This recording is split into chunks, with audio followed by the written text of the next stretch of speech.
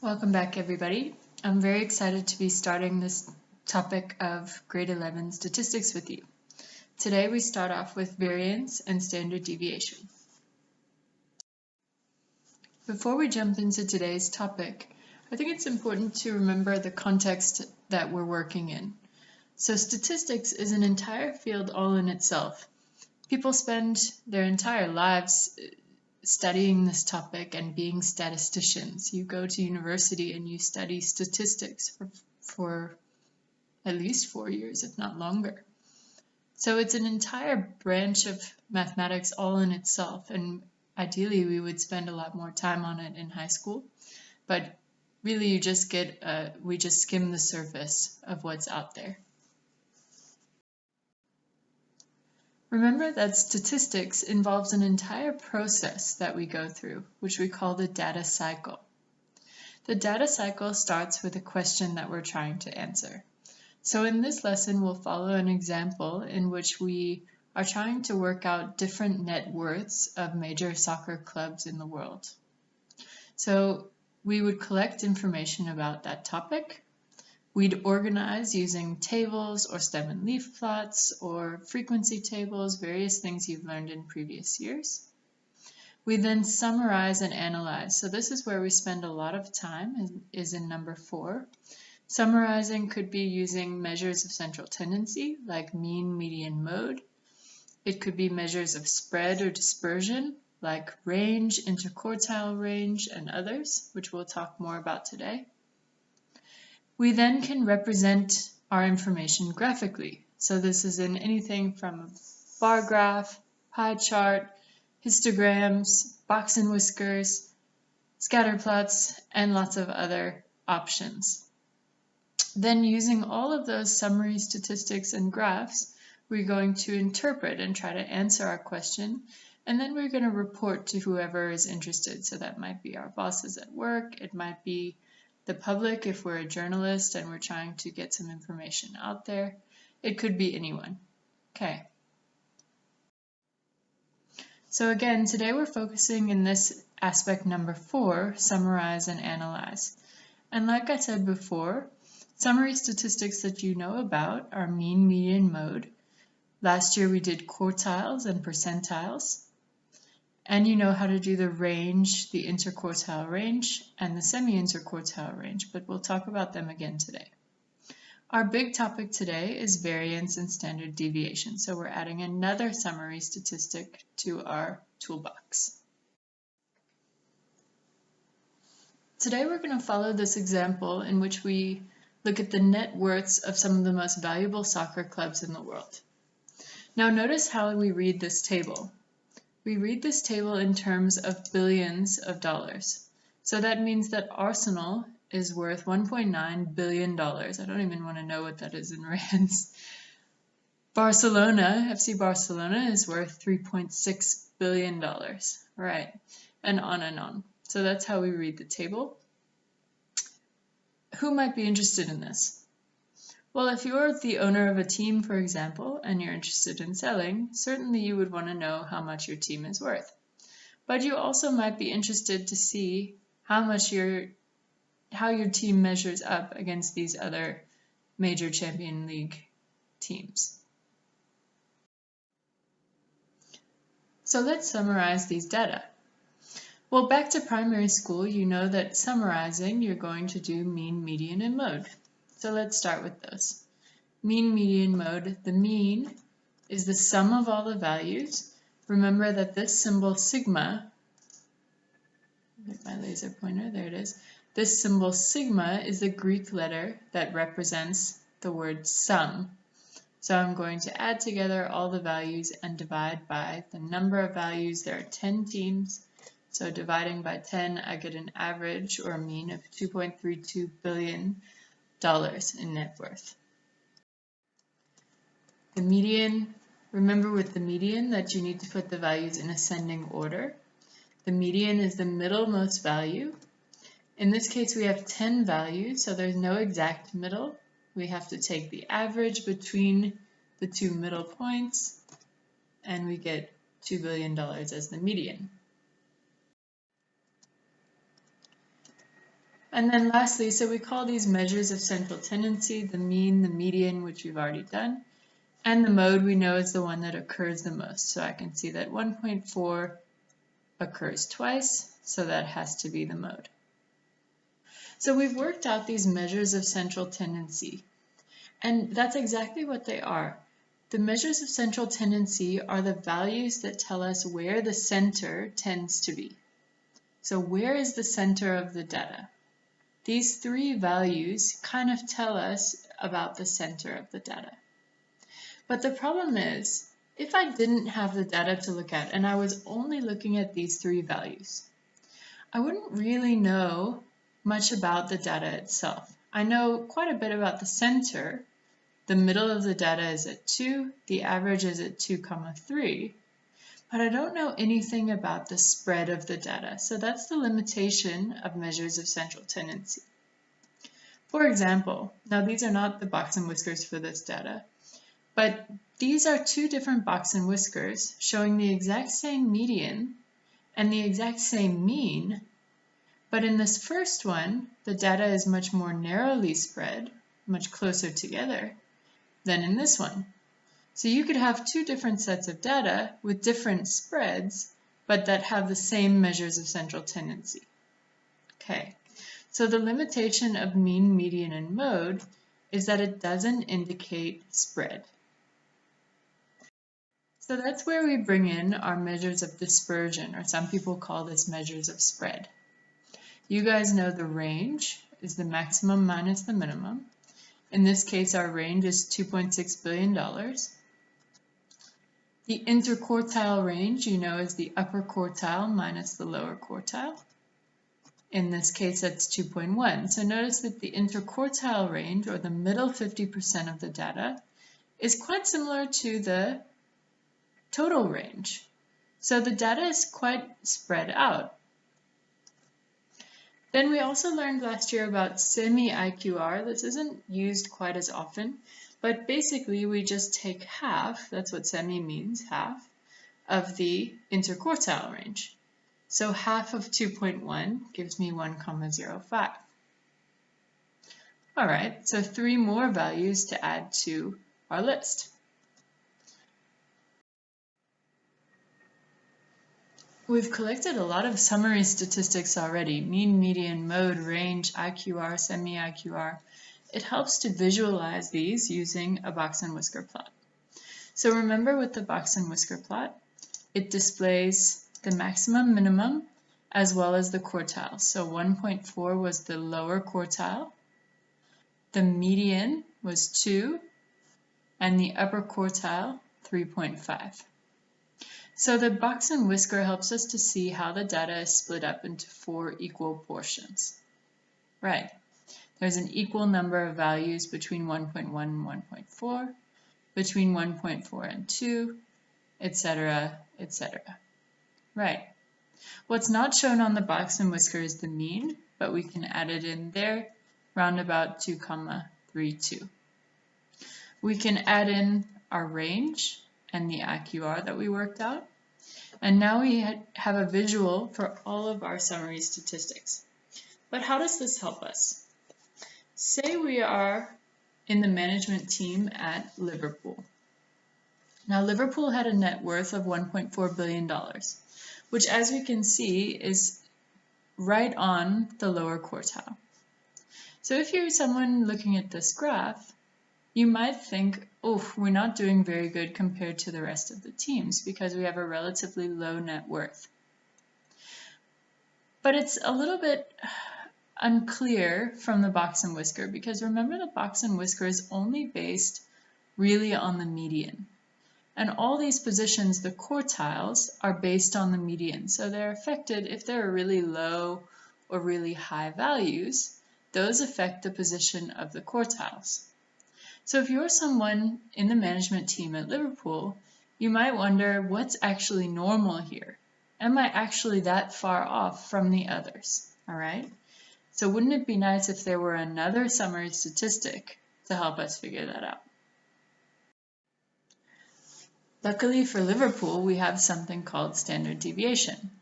But to understand standard deviation, you've probably heard of it before, but lots of people use it and don't really understand what it means. So my goal here is try to make you understand what it means. But fortunately, you'll be able to do the calculation on your calculator. So there's not much to stress about here. Okay.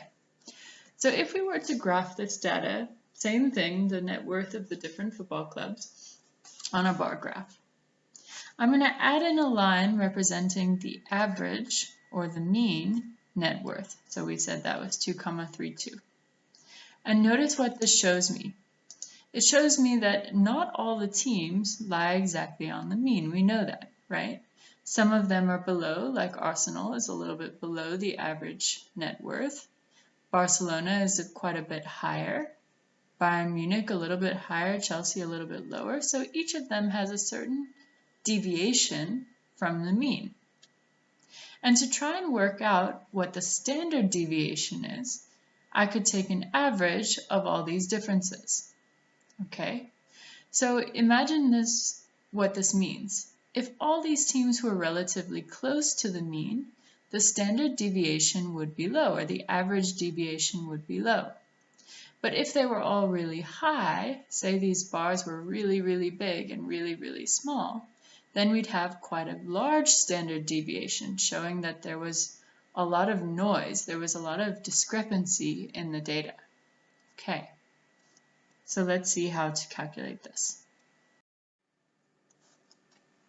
Okay, taking our original data, we said we're going to take the difference between the data value and the mean. So if the mean was 2.32, oops, let me get my laser pointer, there it is. If the mean was 2.32, I'm going to take 1.9 minus 2.32. So the distance from the mean, we saw that Arsenal was a little bit below the mean, so the distance is negative 0.42. Barcelona was quite a bit higher, so we see that that difference was 1.28, and we can continue to fill in the table in that way. Now remember, I want to end up taking the average of these values, so the average of these distances. But the problem is, if I add up these values, some are positive and some are negative, which is going to mean they kind of balance each other out, and I'm not going to get really a good indicator of the spread. To eliminate those negatives, if I square all these values, they end up being positive. So now when I add them up and get 8,756, this is a much better indicator of the spread. So by squaring these numbers, I eliminate the negatives.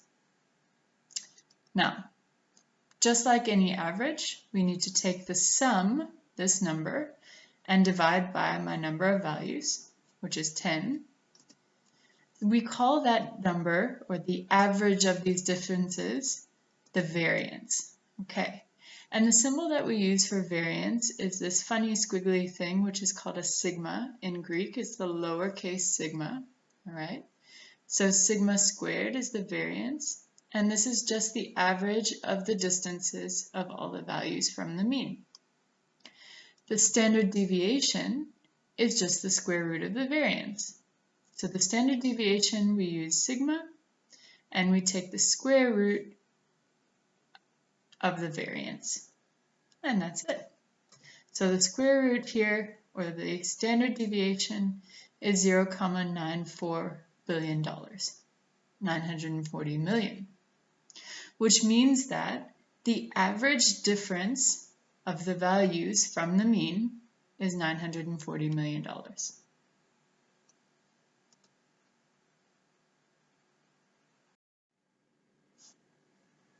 So let's go back to our question about Liverpool.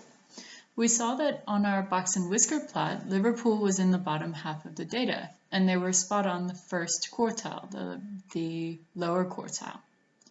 But we need to figure out if that's okay. We know that different teams serve different areas, different populations. Some might have lower price tickets, some have higher price tickets. Some pay their players more, some pay their players less, etc. So you can't really say that all the teams are necessarily equal. Okay, and you guys know way more about football than I do, so that's kind of where I'm going to leave it there. All right, but let's say we're trying to figure out what is actually normal and if we can accept the net worth of Liverpool if we're on the management team. So let's say that we will accept if we're 1 standard deviation away from the mean. All right. Let's figure out what interval is 1 standard deviation away. So we're going to take the mean minus the standard deviation and the mean plus the standard deviation. The mean was 2,32, so subtract and add the standard deviation to get an interval of 1,38 to 3,26. So what that means is that between these values are sort of what we're considering a normal range. Now you might define your normal to be within 2 standard deviations or 1.5 standard deviations. So this, what you define as normal, depends on your own circumstances, all right? And in terms of you in grade 11, the problem will tell you what interval they want you to figure out. Okay, so let's see, which clubs are within 1 standard deviation? If we look at Arsenal, yes, Arsenal is in between. Barcelona 3.6 is too high because we have to be below 3.2. Bayern Munich 2.7. 2.7 is in my interval, and we can look at all these teams on and on. Okay, so there are 6 teams within this interval. So we can say that these 6 teams are sort of within the normal distance from the mean. The other 4 teams are either unusually high or unusually low. So in summary, variance and standard deviation. Okay, first we need the mean because everything is based off of the mean. The variance is the average deviation from the mean. The standard deviation is just the square root of the variance. But again, your calculator is going to do the hard math for you. Standard deviation is the most commonly used measure of spread. You hear about it all the time. It's powerful because it considers all the data points. So by taking the average of each of the differences, each data point is considered. And lastly, it's not really as affected by extreme values as the range would be, or even the interquartile range. Now, for the exciting part, take out your calculator. In grade 11, you're allowed to do standard deviation on your calculator, and it's very simple to do. Here are the steps, so follow along. Press mode at the top right, then press stat. Now on the different modes of the calculators, this is a different number, so find where it says stat and choose it. Then select 1 var. You will see a table comes up. You enter the data, so enter these 10 values, 1.9, 3.6, etc., etc. And to go on to the next one, you just press equals.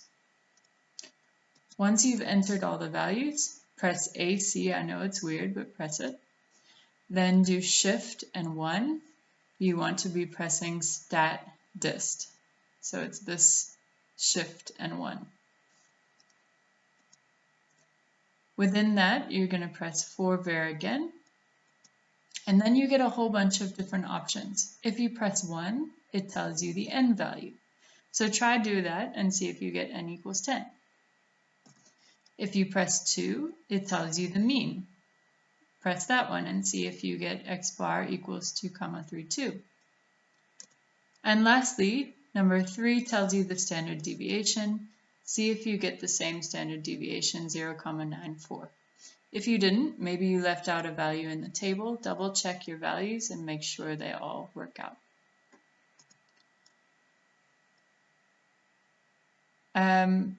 Oh, and just one other thing, you have to press equals once it comes up to actually get it to give you the final answer. One last thing that's not on the slide, to go back to calculation mode, you have to press mode again in the top right, and you have to choose number 1.